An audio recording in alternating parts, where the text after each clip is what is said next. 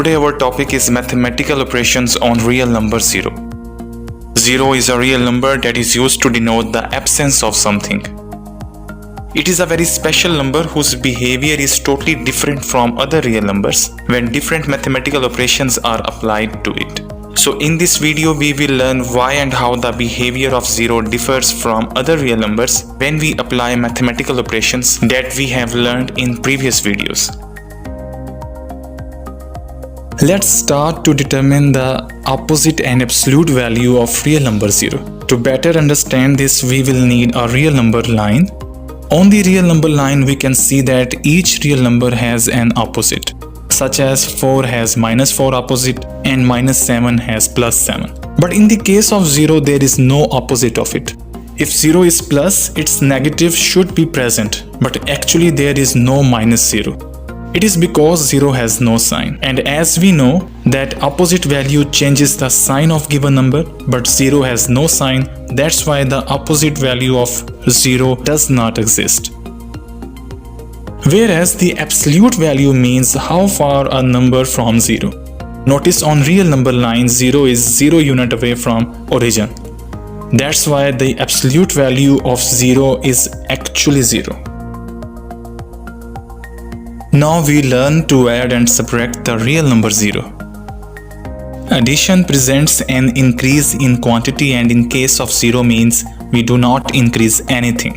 It means in addition the presence of 0 does not affect the overall result, even if we change the position of addends.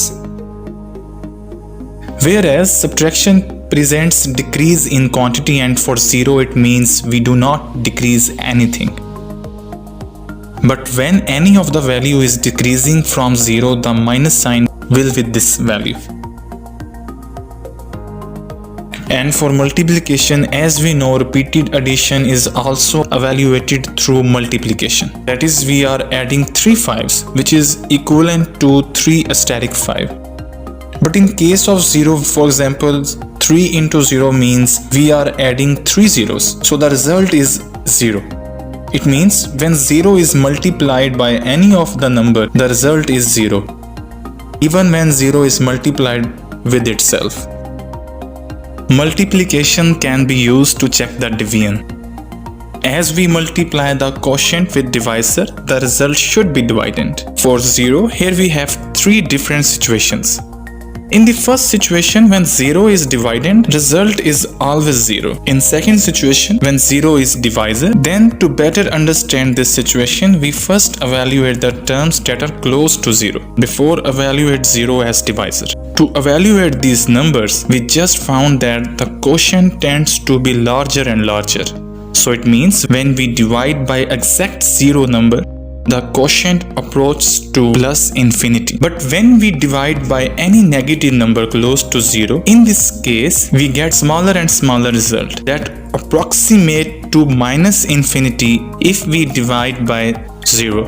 Here we have some confusion that we divide by same number 0, but results are totally opposite. That's why mathematicians called it undefined term. In the third situation, what will be the result if we have both divisor and dividend are 0? To understand it in the best way, we again first evaluate closer and closer values to 0. It means when divisor and dividend both are 0, the result will be 1. But as when dividend is 0, according to the first situation, we found that the result is 0. Again we have some confusion. Both are equally valid arguments, but we have again different results for same values. Again it is a matter of undefined. And finally we have come to the conclusion that whenever the divisor is 0, no matter what the dividend is, the result will remain undefined. Reciprocal of a number basically turns the upside down, as the reciprocal of 2 equals to 1 over 2. Similarly, the reciprocal of 3 over 4 is 4 over 3.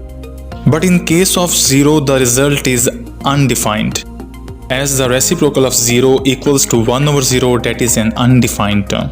But the reciprocal of 1 over 0, that is already an undefined term, so its result is also undefined.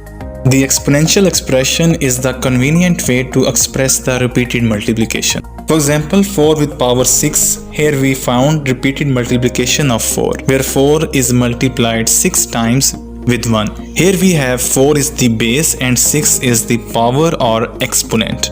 But in the case of 0, again we have 3 different situations. The very first one is when the power is 0. Any number with power 0 equals to 1.